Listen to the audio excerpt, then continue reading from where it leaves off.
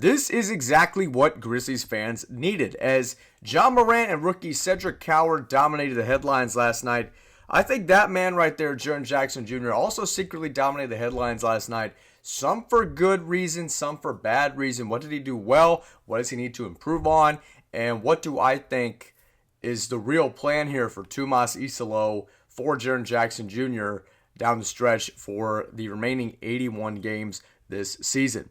What's going on, guys? We are back in basketball action. Jaren Jackson here for another episode of Grizzlies Digest. Thank you so much for tuning in. And as I want to welcome in the 39% of you subscribers who are already subscribed to the channel. Y'all are amazing. Y'all are awesome. Y'all do such a fantastic job engaging and doing all those things and know exactly who you are. 62% of you have to hit that subscribe button so you never miss another upload from us, because it's starting to get hot now, folks. We're starting to really get into action. So I wanted to just take some time to tell you to hit that subscribe button down below. It takes less than a second, and getting into the content right now. So just to recap, yesterday, if you watched these videos and you were just living under a rock for some reason, the Grizzlies had a basketball game last night, a regular season basketball game, their first of the year against the New Orleans Pelicans. Started out pretty ugly, if we're going to admit, and there were times in the first quarter where I thought, wow, this is going to be a long season perhaps. But no, the Grizzlies, they stayed the course, and they focused. They were tough, turned off their defense into offense sometimes, and they looked like a team that can compete in the Western Conference. Now, I think that if you look at the Rockets-Thunder game last night, I think it goes to show like maybe how far the Grizzlies are to compete at that level right now. But I like the toughness that Memphis showed last night.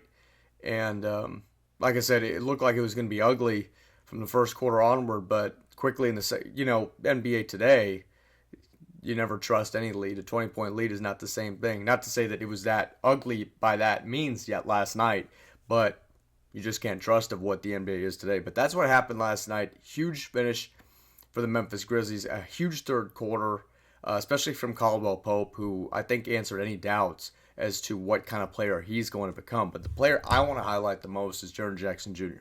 I know Ja Morant had 35 points, probably dominated the headlines last night, but I feel like I would stand out more if I highlighted Jaren Jackson Jr. and what he can do to get better. Obviously had 18 points, 6 blocks on the night. I think if he goes back to a glimpse of that defensive player of the year mentality of what he could be, this team could be a lot to handle. But if he's undisciplined and fouling out and going back to his old ways, being undisciplined, fouling guys 40 feet from the basket, also like what he did last night, then that's going to put this team in a real tough position. Because again, you're already down with Edey, you're already down with Brandon Clark, so the team's really depending on you, not just because of your stardom, but also because of what you can do on the court. You have to stay on the court. You're a veteran at this point. You have to stay disciplined when you're on the court. And that's exactly what Tuomas Iisalo said last night. But he also gave some words of trust. I trust my veteran. I trust my star. And that's what he said last night. After the game, he goes, I could have made the decision with Jaren and Jock not to play them in that situation because we are in the process of building trust, and that trust is a two-way street. Jaren is approaching his prime years, and for him to be at his best, he's got to be able to stay on the floor, and make quick decisions. That is Grizzlies head coach Tuomas Iisalo, and I couldn't agree more. And I think for a first-year head coach, you want to be kind of starting, okay, I'm kind of this cool, hip guy that likes to, just likes to trust the players and be like, okay, yeah, go do what you want, sure. But I also think that there's a level of maturity and a level of trust that both parties have to have, both the star player and the head coach have to have. That's a relationship that it will take a little bit while, but I think it showed last night of how much that relationship has grown. And like we said, Tuomas isn't a new guy. Let's just remember, Tuomas, the players know who he is. The players have already known who he is. Now he's just in a different role as as the interim head coach, now permanent head coach, to stay for hopefully a while. But it takes time to establish, hey, this is my new role. I have to be more of the teacher than I did from just a year ago. I have to be more the teacher. I have to be more the mature one to make these decisions of, hey, you're going to play here. We're going to take you out right now. But that's something that's going to grow more in time. And I think that significant growth of what we saw between that relationship between the head coach and the star player, I think what was really amazing last night. And I think that's more so to take away than Ja Morant scoring 35 points.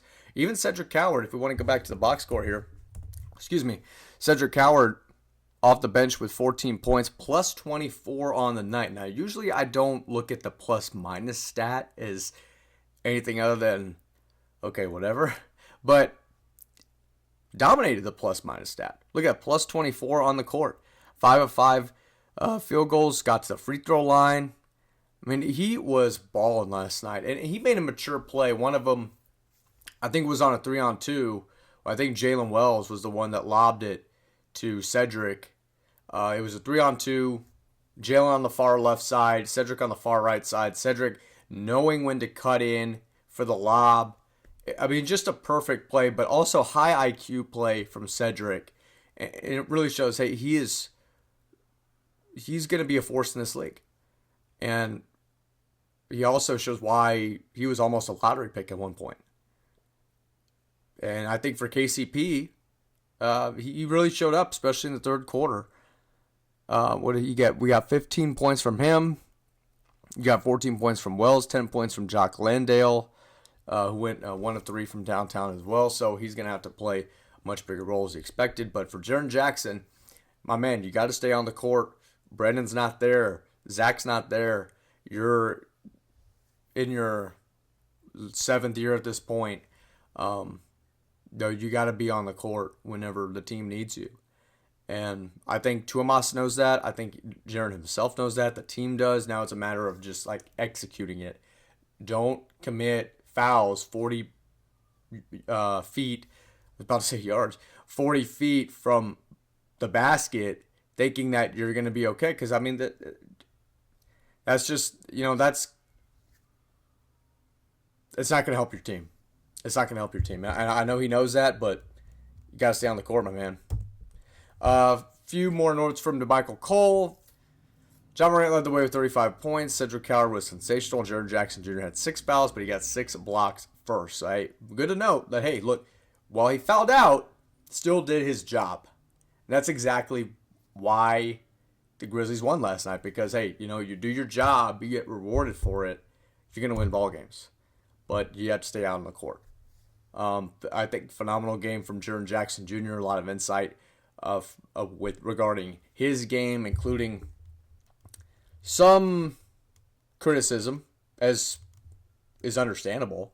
But here's some of that from Jason Smith. Good season opening win over a West team you hoped expected to be better than with Ja and Jaren on the floor. Smith goes, I like Ja and braces, seems smart. Year 8 for Jaren. Fouling out of a game like this is unacceptable. Needed his 8 rebounds, though. Need even more from him. Coward is a dog. So, excuse me, I said this is year 7 for Jaren. This is actually year 8 for Jaren Jackson. But, yeah, he has to stay on the court. I mean, I wish I could stop saying it because I know it sounds so simple, but it is a little unacceptable. To be out there and some of those fouls, I mean, they got to get cleaned up. But I love the effort from him, getting 6 blocks. And if the Grizzlies show that they are capable of playing defense like the way Jaren Jackson Jr. is playing, and get some of that from Omax, from Coward as well. Omax had 10 points on the night. I mean, he's the new Grizzly, and I looked at him and I was like, hey, this guy in Dallas didn't get much of a chance because there was a huge logjam there between all those forwards and the power forwards. He's not going to get a chance to play relevant minutes there. The only reason he did is because Dallas almost forfeited a game last year.